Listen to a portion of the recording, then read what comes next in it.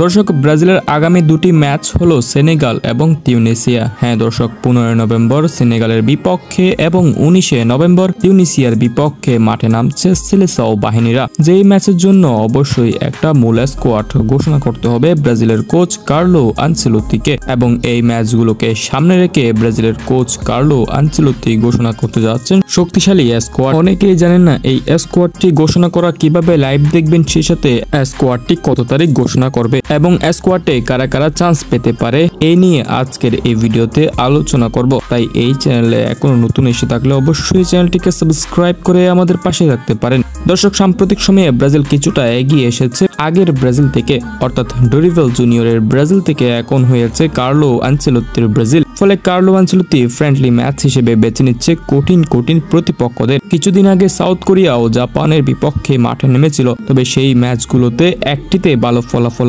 আসলেও আরেকটিতে ভালো ফলাফল আসেনি এবং সেই ভুলগুলো শুধরে নিয়ে এবার আগামী আরো দুটি ম্যাচ খেলবে ব্রাজিল, এবং এই ম্যাচগুলোর জন্য 3 নভেম্বর ব্রাজিলের কোচ কার্লো আনচেলত্তি স্কোয়াড ঘোষণা করবেন। হ্যাঁ দর্শক, নভেম্বরের 3 তারিখ মূল স্কোয়াড ঘোষণা করা হবে ব্রাজিলের, যেই স্কোয়াডে আসতে পারেন এবার অ্যান্তোনিরা। তবে স্কোয়াডে নেইমার জায়গা পাবেন কিনা এটা এখনো অনিশ্চিত, যার জন্য আমাদের এখনো অপেক্ষা করতে হবে 3 নভেম্বর পর্যন্ত। শেষেতে স্কোয়াড থেকে বাতি পড়ে গেছেন রাফিনহা এবং এবারের স্কোয়াডে আসছে একাধিক ডিফেন্ডার, যাদের মধ্যে ইনজুরি থেকে ফিরে এসেছেন এডার মিলিতাও। তাই এবার ব্রাজিলের স্কোয়াড হবে আরো শক্তপোক্ত। তবে নেইমার জুনিয়র যদি স্কোয়াডে আসতে পারতেন তাহলে হয়তো ব্রাজিল পরিপূর্ণতা লাভ করত। যাই হোক দর্শক, আপনারা এই মূল স্কোয়াডটি দেখতে পারবেন ব্রাজিলের অফিসিয়াল ইউটিউব চ্যানেলে। হ্যাঁ দর্শক, সিবিএফ সার্চ দিলে ব্রাজিলের অফিসিয়াল ইউটিউব চ্যানেলটি চলে আসবে, যে চ্যানেলে আপনারা সরাসরি দেখতে পারবেন ব্রাজিলের স্কোয়াড ঘোষণার লাইভটি।